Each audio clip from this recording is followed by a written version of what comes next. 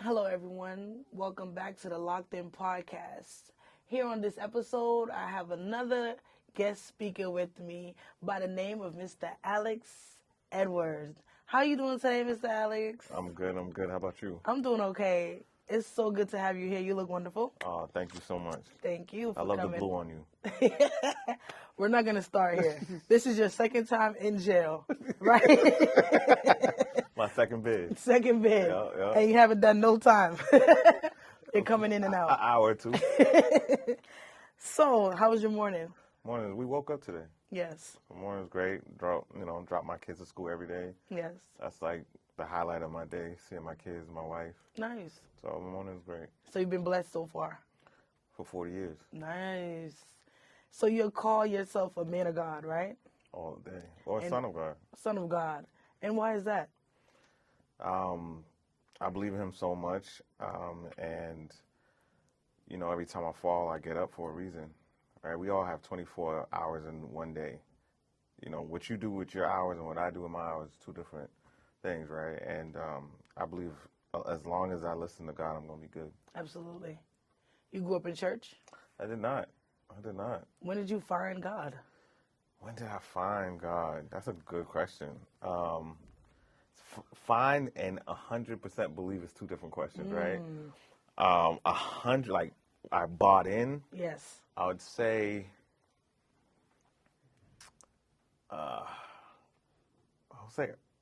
early, probably mid-20s. Mid-20s. And what led you in that direction? Every time honestly, I was not I didn't pray a lot. Okay. At all.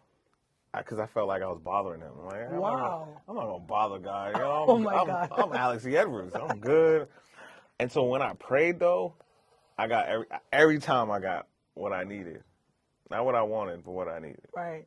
And do you feel like there's a difference between what you want and what you need when you pray? Absolutely. Yes. I think, so praying, everyone prays wrong to me. Okay. I think you should pray for things that you have no control of and plan for things you have control of. Okay. I'm not going to pray for a car.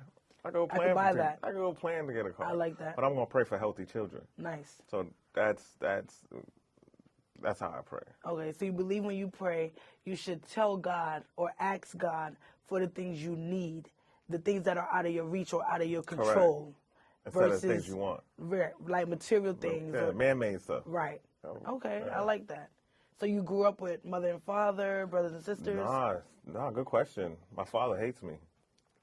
Since birth. Since birth, I would say. Wow. Yeah. So are you a bastard or like what?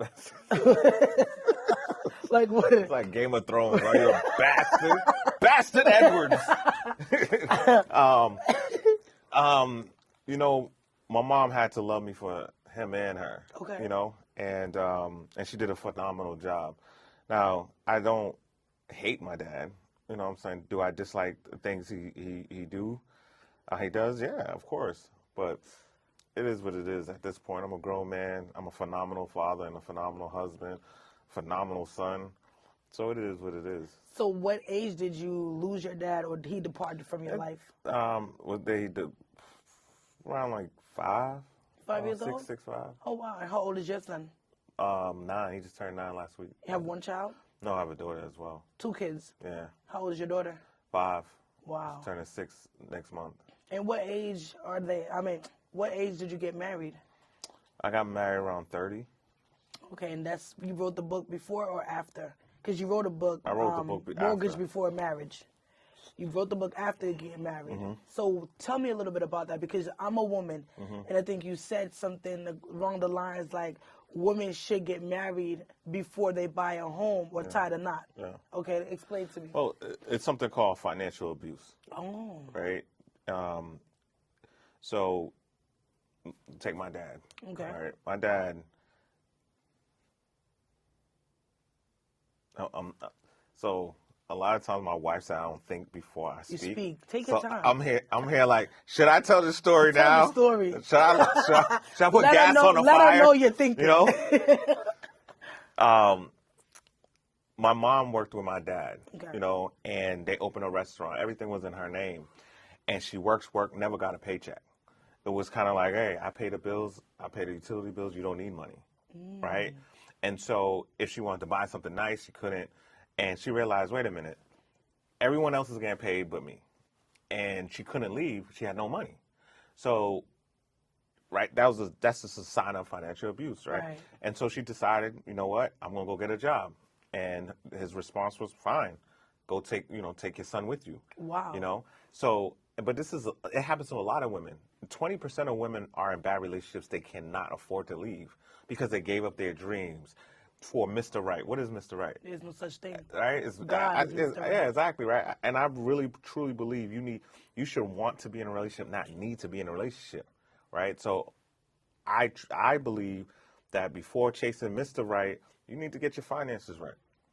So do you teach financial literacy? Because I know you work with the men. Yeah. Do you teach financial I literacy? work with the men. I work with the female. I know your background, but it didn't include women on there. You sure? Yeah, no, I'm saying you specifically have a program.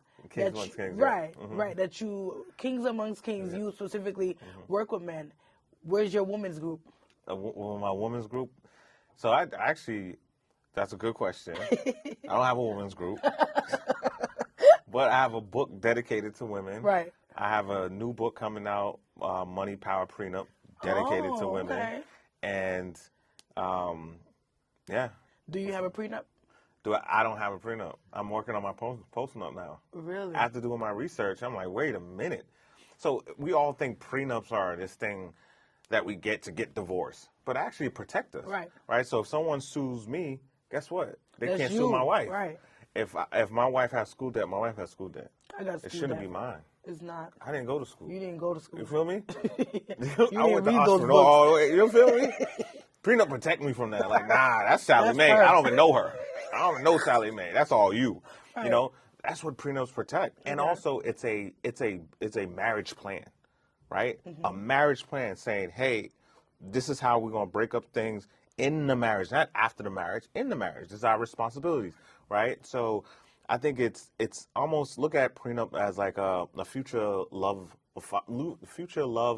financial letter to yourself. Okay. And we all should get a prenup no I matter like what, that. or Yeah. end up like me getting a post-up now. Right. And what was your wife's take on that? She loved it. Wow. Just like before we got married, I had a home. I bought my first multi-family home at 20. And when we got married, we met on Match.com. Okay. First of all, we met on Match.com, and we started opening up certain accounts and just putting $100 a week in these accounts Nice. to pay for dates. Because I don't know, like I never knew. This is obviously my first time, and not obviously, but my first time getting engaged. Like this is like something serious. Serious relationship. I'm going this way. We're going to marriage, and I'm like, when do I stop paying for dates? So we opened the account. We opened the account, and we started putting $100 in one, $50 in the other weekly, and then I said, you should purchase a home before marriage, and she said, bet. She bought a home before marriage, and something happened that we realized that we were surprised about. Our tenants paid for our wedding, but they weren't invited. Wow. Right? Because of the rents. So it was a no-brainer. Right. Right? And also, see, if you purchase homes before marriage, right, government investments, they have a ton of government investment programs that will help you purchase a home, but it goes by your income. So if you... Marriage is considered one income. Exactly. So you Makes might it too not much. qualify. Right. You got it. You won't qualify. Right. So everyone's quick to fall in love. Oh, love. Yeah. But you're leaving $100,000 of free money on the Right. table. Then you get married, right? The second most reason why people get divorced is finances. You get married, you didn't take the $100,000, right? You left it on the table Right. because you fell in love. Right. Right? And then you argue about money. Right. You should have picked up Doesn't the make 100,000. sense. Yeah. Doesn't make no sense at all. I don't think a lot of people know that or look into that. And I like that note. Yeah. Yeah, that was very important. Marriage after. All day. I love that. You could build two financial foundations. Both parties could buy 3 families each. Right. And then come together. Right. Your tenants is paying for the dream house. Your tenants is paying for the vacation. Your tenants is paying for your private school. Yeah. Your And all you have cars, to do is everything. focus on your marriage. Wow. That's amazing. Yeah. So I take it you have a great marriage. I have a phenomenal marriage. Wow, I love I have the that. perfect marriage for us. Right. You know, Everybody's marriage will be different. every marriage is different. But you built yours on a great foundation. We communicate very well, and my wife is phenomenal. Like, she is an entrepreneur as well. Yeah. She's phenomenal. My children are amazing, and last but not least, I'm the bomb. Right. So you being so successful and started without a dad, how did you maneuver through life based off those, the odds that were given to you? That's a real good question. I hurt other people. I was hurt. So I hurt other people. I took advantage of women. I hurt women. I had multiple women at one time. It's just, I hurt so many people because I was hurt. And the hurt, hurt people hurt people. That's just the truth. Right. Right. And I was broken. I was lost. I was a little boy. I was just acting out. I was childish. I was just very negative internally, not externally. Right. Right. I was hiding everything, but I wanted everyone to love me because I was missing the love from my dad. Right. So a lot of trauma there. I guess I didn't do well. Yeah. I guess I didn't do well until I realized what I was doing, and then I had to fix me internally. Right. Yeah. And when you started fixing yourself, what did you do? Like, how did you start building something from nothing? Well, this one person believed in me, like no one else. Who? It's a friend, an old friend of mine. Okay. Right. Believed in me, and that was kind of the first time someone actually really believed in me, and I started and I heard her as well. Right. That's crazy. Yeah. Believe me, and I heard her, and I remember her crying, and it broke me.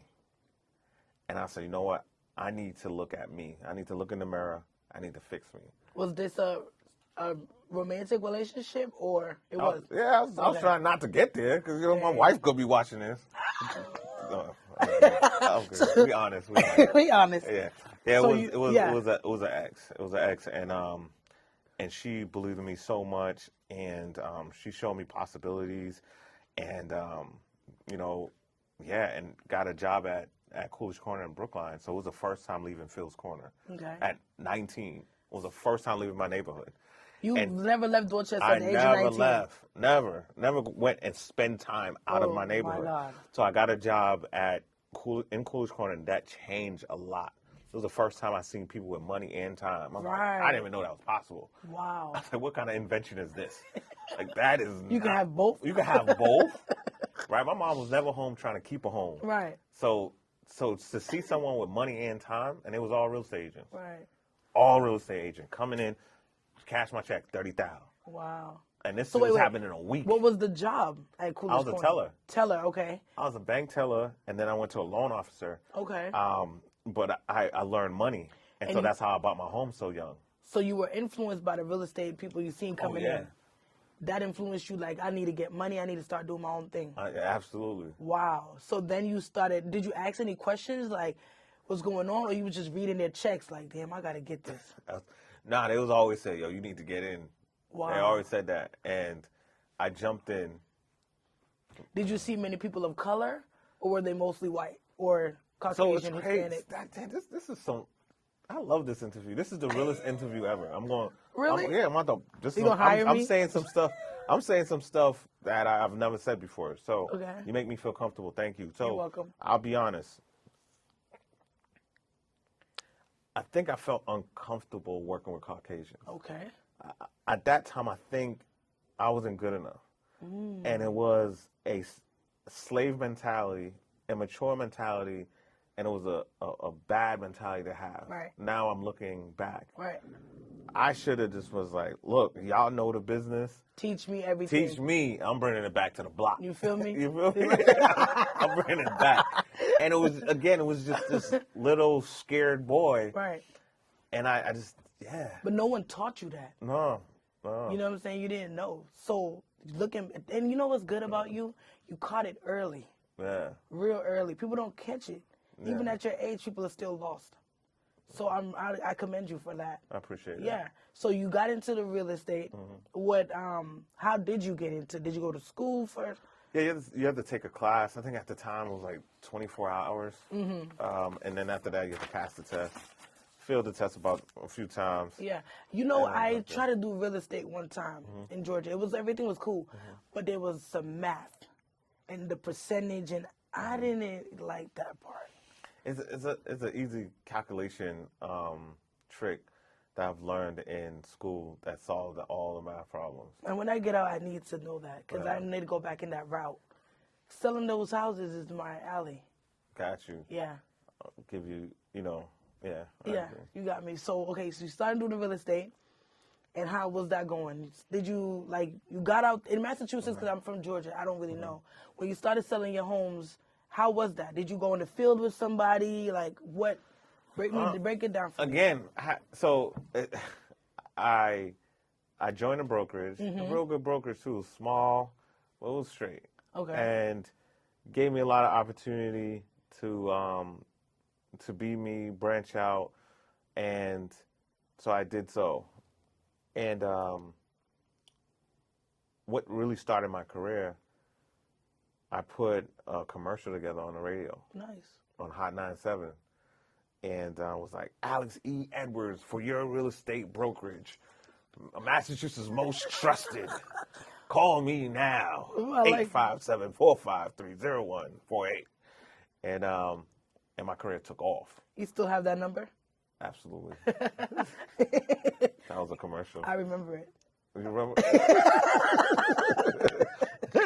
Yeah. So that commercial put you on the map. That commercial put me on the map. And yeah, it was. And another thing is when you jump, and we talking about business. Yeah. Like this, I'm gonna give it to you. Right. So you jump in business, you have to be different. Okay. Right. You got to be different. So I had to say Alex E. Edwards. So when I introduced myself to you, I said Alex E. Edwards. In the front, Alex E. Edwards. That's a brand. So I'm letting you know I'm different. Because you're like, yo, you know that agent that always says his full name? Yeah. Kind of weird. Right. I remember him. Alex E. Edwards. Alex E. Edwards. And where no one forgot my name. Right? Right. And then I created something called the 3 Doings. Right? And this is for anyone starting a business. Anyone has a side project, want to start a business. If you do the 3 doings, you're going to always win. Okay. All right? Doing number 1, you do what everyone else is doing. You copy. Okay. This is copy. Whoever's winning, copy them. Right. Number 2, do what they stopped doing. They made too much money and they stopped doing something. Right? And doing number 3, you do what everyone else won't even think of doing. That's your sauce. Right? That Chick-fil-A sauce, that's their sauce. Chick-fil-A is really no difference than Burger King. It's the same idea. Right? But they added their sauce. Right. And then they added their they close on Sundays. They greet you very well. That's their 3rd doing. Right. Right? Great customer service. Great customer service. For a fast food establishment. Exactly. Uber and taxis. Right. The 3rd doing is I'm just gonna let regular people drive. Right. It still rides, right? No, I'm gonna let regular people drive their own car, and they're gonna make their money. They can clock on, clock off when they want. Right. Right. So if you focus on the 3 doings, you're gonna win. That's great. I like that. So you started doing the real estate, which is your company. I think you have 40 agents, 40 plus. No, we're hitting almost 60 right now. So you build up 40 plus. Wow. How's that going? It's going good. I mean, we switched some things up. We don't hire everyone, and we don't hire all the time. So we will only hire three times of the year. Really? So, yeah. So. And why is that? So because these agents need my attention. Okay. They need my wife's attention. They need the leadership team attention. Angie, Christian, Vixen's attention. And it was easier for me. Like you said, you was in school, right? Yes. Imagine starting in the middle of the semester. Right. It's hard. So I want everyone to start at the beginning of the semester at the same time. That's pretty cool. Yeah. So we just finished one and signed 7 new agents. Nice. Yep. So you hire all kinds of people. Correct. Younger, older, it doesn't matter. Professionals. Professionals. I hire professionals. I like that. So do you go back to your community? Because I think you work with Section 8, and you've already, retained like 600,000 plus in funds? No. How much? Millions? 100. I mean, over 1.1 million. Wow. That was just last year. Wow. Yeah, So every year I'm you... gonna talk my I'm gonna talk my shit. Yeah, go ahead, pop your shit right I'm now. about to, yeah. What's up? So 1.1 million, 1.1 million, right? You feel me? For down payment and closing cost assistance. Wow. You know, for the community. For the community. We are winning and whooping butt and turning Section 8 vouchers to mortgages. Wow. So we're taking people from Section 8 and they turn into home ownership. So wait, we are whooping that butt. How are you doing that? What is that? So BHA has a program. BHA. Yeah. Boston Housing Authority. Yeah, okay. They have a program that no one's really taking advantage of, right? So we have, and this is why we're in our realm. Yeah. Right? Other agents don't, the big companies don't care for it. No. They don't even deal with that because they got money. Exactly. They're fully established. I'm not going to worry about helping these people at all. You can have that. So I was like, fine. That was your third doing. I'll go down this lane. I'm good. Popped off. Boom. Got them. And then we just finalized a great partnership with BJ's, right? BJ's Wholesale. Okay. Right. So everyone that purchased at Thumbprint Realty now get a free membership. Wow. We did the same thing with YMCA. Nice. So So you really go out into the community and find ways that you can benefit, others can benefit, and the services can benefit. Correct. That's really smart. I'm just waiting for U-Haul. Can you tell U-Haul to what's U-Haul. up, U-Haul? Holla at Alex. For real. Let's sponsor me. Let's give a discount to all the Y'all gotta move. They gotta use a U-Haul. We're about to do a shopping spree at BJ's. We're gonna pick one lucky client, shopping spree. So so when if say for instance if I have Section 8, how do I get into that? Or do you find me? So I find you by coming on podcasts like this. But also with BHA, you just speak to your caseworker. Say, hey, I'm ready to be a homeowner. Call Alex E. Edwards, Thumbprint Realty. 857-453-0148. Massachusetts most trusted. Okay. I'm gonna switch that. The world most trusted. There you Massachusetts. go. She gonna start being a real estate traveler. Yeah, for real. Move me back to Georgia. So, yeah. Okay, I got an office in Georgia. You do? I'm licensed in Georgia. I don't have an office. I'm licensed in Georgia. So you can definitely do real estate there. So Thumbprint could sell in Georgia. And we do sell in Georgia. We are Lincoln. Yeah. For sure. Yeah. What part of Georgia are you in? Latonia? I'm from Latonia. No, we are... Smyrna? Nope. Marietta. Henry County. Well, okay, that's good. There's money over there. T.I. lives over there. Yeah, you know what I'm saying? Okay. T.I. my guy. You feel me? Yeah. So you already know I know where T.I. live at. I like his music. Never met him. Oh, okay. They gonna be cap. See, I see this, bro. He capping. Alex E. Edwards. You know what I'm saying? All right, so break this down for me now. You're working with people doing real estate, but you also work with high school. What do you do with them? So I do a lot of teaching in high schools, and I help my guy Nelson with. He runs a organization called Prep, and I speak to his students all the time, and then I help Boston Police officer named Clarissa. I help her with her students as well. I speak So she has a program that she runs in the high school. Yeah. What grades? The whole entire high school. 9 through 12. Yeah. Wow. And then you help Nelson with prep. Yep. 9 through 12. Okay. So do you do any give backs, things like that? Every year we give out about 600 book bags. We get the community ready for school. Oh wow. So we've been doing that for 9 years. Nice. And then we do the turkey giveaways with the Worrell brothers. And then we do... With the Worrell brothers? Yeah. Oh, they're really big. Yeah. Oh, nice. Yeah. And they were on the news.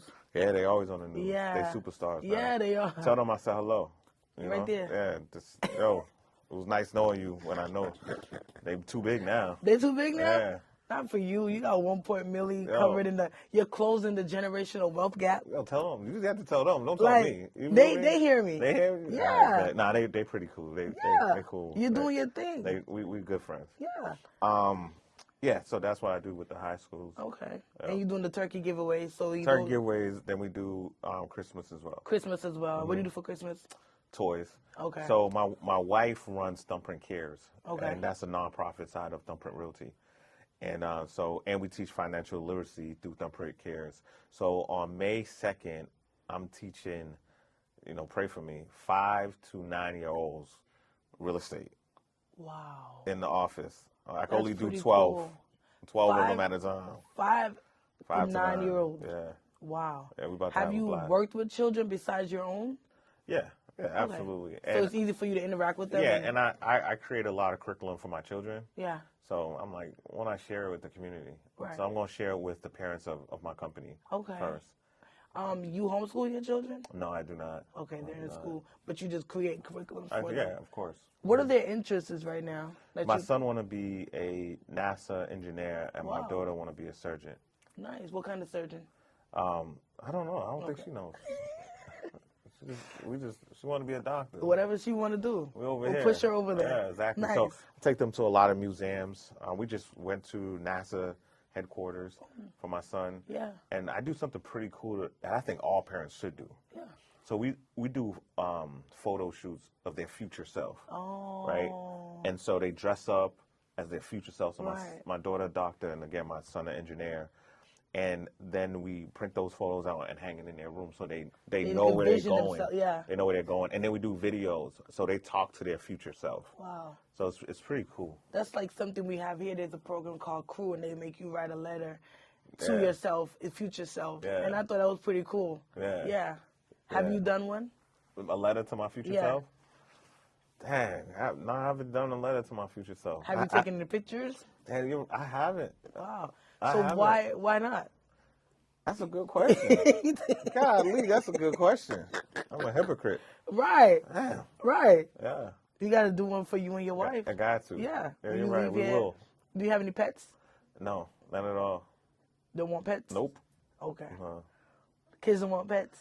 They probably do. And I just want to say, Yes. I am a pet. I like pets. I Uh-huh. just don't want them in my house. And I don't want to walk them in the snowstorm. You don't in the have eighth to have snowstorm. dogs. That's all. I just want to throw that out there. You don't have to walk dogs. I don't want a cat either. What about a fish? It's a lot of responsibility. Okay. We travel a lot. Oh. Like, I love road trips. I love taking my family to museums, to see the world. I think that's very important. Where's the last place you just came from? Pennsylvania, seen the Liberty Bell, where they wrote the Constitution, and the White House, the old White House in Pennsylvania. So do you think you're making up for time since you never left Dorchester since the age of 19? I don't even think about that. You don't think about that? Nah, today is Tuesday. Mm-hmm. I don't care about Monday. Okay. We That's gotta how you live focus your on life. Wednesday. Yes. Yeah. So you're always looking ahead. Always looking ahead. Okay. Yeah. So what is something you feel like you empower the community with? Like, that question you can answer in several different ways. I think financially, that's number one. Mm-hmm. Turning renters to homeowners. That's very big. That's huge because that's changed your trajectory of like your family. Yes, generations. Right? I think it's unfortunate. So 80% of the market qualify for government investments, right? Wait, assistance or investments? Two different things. No, it's the same thing. Same thing? Investments will sound better. Oh. You know what I'm saying? It does sound better. You know what I'm saying? Cause it sounds a lot better. Because you make rich people use investments. Exactly, right? Because honestly, if you're making 200,000, that's like the cutoff. Right. You know, if you make 201, you don't qualify. So when I talk to someone that's doing good, they don't like the assistance. Right. I'm like, fine, government investments. Right. You know, you getting your tax I money love back. that. You know? Right. So, but 80% of the market qualify. Okay. Only 13% of the market take advantage of the free money and then complain about money.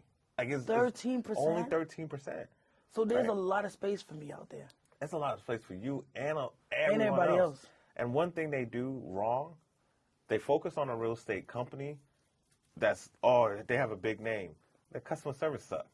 Or they focus on, my cousin's doing real estate, but she don't know nothing.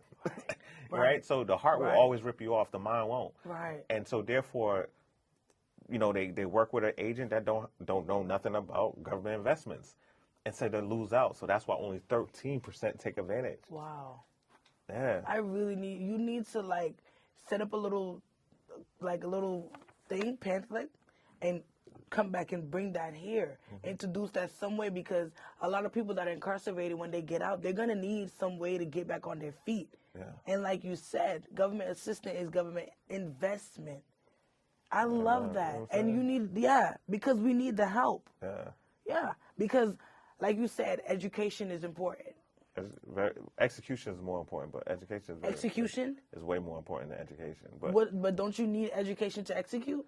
you need education to execute. But with education, do you know smart broke people? Not really. Not unless it was. No, smart broke people. No, I'm saying you. Capping right now. No. You don't know smart broke people. I don't really know them. Okay. But you don't know no one that's intelligent. That's don't got no money. Check by check. But then they're not smart. They are smart. They have no execution. There's a difference between being book smart. Okay, so why are you here? Are you smart? I wasn't smart enough to know the law. You wasn't smart enough to know the law? No, because if I was smart enough, I would have looked up that law and not carry no gun in Massachusetts. I'm from Georgia. Got you. You could carry a gun. Got you. You don't need a firearm license. Okay, I feel You get what I'm saying? Yeah, so I messed up with that. Okay, got you. So you didn't look up the law. I didn't look up the law. You knew the rules in Georgia. Yes, right? which is that's the education. Yes. Right. So you didn't execute and know the law and Here, say, let me go Massachusetts. execute and know the law Exactly. in Massachusetts. Exactly. Okay. I wasn't being smart. I bet. So let me ask you then, since you feel that way, okay? Yep. A lot of smart broke people. Yep. So I don't feel like there's nothing wrong with that. Yo, it's smart broke people. Yeah. It is. Yeah. So explain to the people. And it's rich dummies. So explain to the people why you say that. Explain. Because a lot of people, I got this plan. And no one say, yo, I love my boss. I love everything about my boss. If we had the last piece of bread, I'm going to give it to my boss. Like, my boss is my guy, is my person. No one, says that, right? So you say, hey, I want to start this business. I'm going to do this. I'm going to do that. You read on it. You watch podcasts. You talk to everybody that's not in the industry, right? So they could just tell you no. And you do all of this education, you do nothing. You ever, come on, let's think about it. How many people get a degree and they're not working in that field? Many. Come on. Many. No execution. Too many. And then it's like you wrapped up that bill that you're still paying off of. That is true. Okay. So you feel like you need the education, but you also need an execution plan. Yeah. You need to execute. Yeah. How do you lose weight? You have to do a workout plan. A workout. Yeah. And eat so right. it should be no one overweight. Right. You already know what to do. You know what to do. You know? Unless you have how a you disorder. stay married or how you have a good relationship. You got to work on that. Communication. Build that. Number one. What does communication look like for you in a marriage? In a marriage, it's all us being honest and always communicating with my wife. Okay. Right. So when you first started this, because it's not the same for everyone. When you first started your marriage and you were communicating, was it rocky or was it this? Were you just blessed to have a natural, healthy marriage? It was rocky yesterday. Exactly.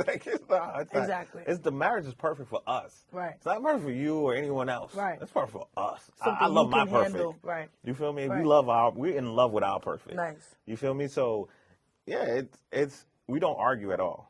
Okay. Right. That's number one. We don't have to disrespect each other. We don't have to yell. I like that. That's for the birds. But we communicate very well, and we're very honest. Like my wife would be like, yo, your breath stinks, bro. Like, go do something about that. You know what I'm saying? That's just the relationship we have, how we could just be so brutally honest. Right. And I think it's therapeutic, and it makes me love my marriage even more. So she influences you or encourages you to push forward on a daily basis? We both do. Yeah. Absolutely, we both do. And how would you say, like, maybe to other people that are struggling or trying to find their execution And In even, marriage? no, in life in general. Maybe trying to get a plan, you know. The 3 C's. So you got to be confident, right? You have a lot of confidence, Thank right? you. So that's probably the most important thing someone can have. Is confidence, is believing in self, right, and believe in God, right? Yes. If you believe in God, you shouldn't worry, Right. right? So confidence is number one. After that, it's consistency. Okay. Got to be consistent. You got to constantly show up. So all your interviews got to be like this. You can't slack. Okay. You got to do your homework with everyone. Everyone Right. can't slack, right? When you get home, got to be consistent. Whatever you're doing, super consistent. You're gonna make it to the top, no matter what. And then we have creativity. Okay. Sprinkle a little you around this world. Yeah. You know, Yeah. when you get out, I want to see a little you somewhere. Right. You know what I'm saying? I want to remember this day. I want Right. to remember your smile and be like, what? Look at her. She's now. Look at Bianca. Yeah, you know what I'm saying? Bianca interviewing Oprah. Like, what? This is crazy. I remember in 2006, 26. Yeah, she was interviewing me. Now she interviewing someone smaller. Right. Oprah. I'm joking. Oprah gonna get you. I know, Oprah. I'm joking. Oprah's taking away that belly. That's taking everything away. I am sorry, Oprah. But then if you do all of that, it equal currency. Right. Right? So I like that. consistency, confident, consistency, and creativity equal currency. Yep. So I love that. if you follow those, you're gonna always win with the 3 doings. You're gonna always win. Can you repeat the 3 doings? Do what everyone else is doing. Do what everyone else stop doing. Do what everyone else won't even think of doing. Okay. Yes. So you've never been incarcerated. This is just your second time here. Yeah. How did you, because I know we have to wrap up soon. How did you, like, coming from the hood, how did you escape those? Because there's a lot of young men here, and I would like to see them get out, prosper, change their mindset. That's a good question. Like, I should have never won. What do you mean by that? You look at, like you said, look, my father wasn't around. My mom was always at work. Right. My brother was probably one of the biggest gangsters around town, right? Right. And I look at my life and I'm like, I never wanted to be a gangster. I never wanted to be a gang. Good. I don't know. I don't know if the cancer in me, like, I just want to do me. I want to do my own thing. Right. And I don't want to break the law. Right. Like, I don't think it's cool To break the law. to be in prison. It's not. I never said, yo, This you is know at the what, bottom today, of the bottom. what I'm doing, I'm going to prison. I'm going to do something today. This is my dream. I turned 16. I always wanted to do something different. I'm going on vacation. You know what I'm saying? It's just, I just never... That wasn't your It thing. was not my thing. Yeah. So it's just like, I don't want to go that way. Right. I just went left all the time. Or do you feel like because your brother was that way, you had firsthand experience? So you was like, I'm didn't. not doing that. I didn't, because I was never on the streets. Okay. So I didn't even see what he was He was actually doing. Okay. You So know, when I he was- came home, he was a different person. It was crazy, but I appreciate it now. My brother and my mom was very strict on me. Nice. Very strict.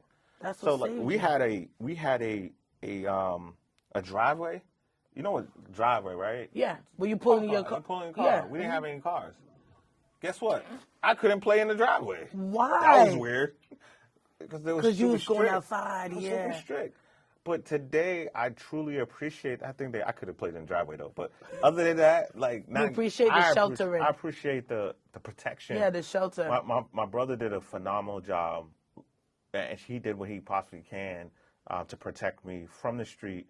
No father around, and he stepped up when I was that age and growing up, and he really protected me. So I appreciate you. Thank you, LesRoy.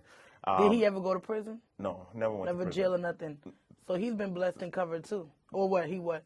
Well, he got arrested before. He came here yeah. one time. No, didn't spend a night or nothing. Oh, he got bailed out right away. He got those, yeah. Oh, that was good. Yeah, it was nothing serious. So, Looked but serious. but yeah, I just didn't know. I just think it was cool to break the law or to do. I don't know. It was So just not in me. but I'm glad that you feel that way because it's not cool. Yeah. So before we wrap, do you feel like there's anything you would look into the camera and tell these men? You could add the women too, but I feel like the men need it more. There's money to be made out here. Dang, man, I really promised myself I'm focused on women. You're not focused on women. Your wife is watching. No, I am. And she knows. Single women are buying way more homes than single men. Okay. Talk to So them. if it was a stock, if a human was a stock right now, I'm putting all my money in women. Every last penny. Sorry, Y'all man. hear that? Sorry, man, that's in here. But every last penny is going in a woman. Because women, like, when they work with you, they want you to win. Right? They just like, yo, win. I want to win. I want you to win. I want to look good winning. I want you to look good winning. Right. Men, they're like, yo, why he eat the big piece of chicken? Like, why he in that seat? Yo, I want that seat. I thought it was vice versa. Ah, absolutely. But you know what it is? COVID. I'll give you a great example. I know we got to go. Here goes. COVID. Mm-hmm. You know how my company survived COVID? Women. Doing what? And I realized women were still out there closing deals. Okay. And I realized something. I'm like, yo, women have this, they want to be organized. They don't want to jump off the cliff. Nah, I need to know what's going on before I leap off. Men, me, I'm like, yeah, see ya. Right? Crash and burn. Right? And then, believe it or not, women like, well, they're going to think about the kids a lot. They're going to think about their future. So they're going to start saving. Like my wife, to be honest, she saved way more money than me. I'd be like, nah, I'm doing this event, I'm doing this. I need my Da Vinci shoes. You know what I'm saying? No, she bought me these. I just want to be honest. So sweet. You know, but I'm more like, I'll spend my money on podcasts. I'll spend my money on marketing. I'll spend my money on all these other things. So women, and also, it's a no-brainer where when I think about it, is a man sticking up for women, why not? Why not? Why not? I have a a daughter. We need more of that. Yeah, I have a daughter, and I always say this. You know, marry the woman you want your daughter to be, and become the man you want your daughter to bring home. Exactly. Right. So, I'm seeing women all day. You know what I'm saying? I spoke to the men for almost 20 years. Y'all didn't listen to me. Look at you now. Okay. But real talk, real talk, for real men, all men out there. It's a lot of ways to make legal money. Just educate yourself and then execute. You know, Cliff have my phone number. If you need any advice, if you need me to talk to you, I got your back. Real talk. All jokes aside, we can make it happen. Whatever you want to learn, I'm more real estate development. I will teach you for free. My class is $10,000. I'll come and teach it for free for you, as long as you want to execute. Like, hey, when I get out, I'm going to execute. Amen. Do not waste my breath. Amen. That's it. And then that's just me being honest with the men. And I'll do the same for the women. Just want to say that. Okay. So you working with us as well? Are you playing me? No, I'm serious. I just had an interview with women for like last 3 minutes. You're coming. Am I hired? I'm coming to you when I leave here. Okay. All right. So you know I loved having you here. You made my day. You made my day. Honestly, like this episode was dope. No, and I love it. You're great. You're great. Thank Real you talk. so much. I think Oprah, you should try it, Oprah. And I'm just beginning. You're my second interviewee on this podcast, Locked In. Locked In. Yes. So thank you so much for coming. Well, thank you for having me. I'll see you next time. In prison? I'm coming out. Oh, got you. 4 months. You want to come see me in prison? I don't think your wife would approve that. No, I didn't say that. I did not say that. I said I'll see all women. Every woman. Even the guards. Even the guards. Cap is married. Everybody. So here we go, guys. Thank you so much for being here with us today on this episode of the Locked In Podcast. Mr. Alex E. Edward, my dog. Holla at him for all real estate purposes. And that was a wrap.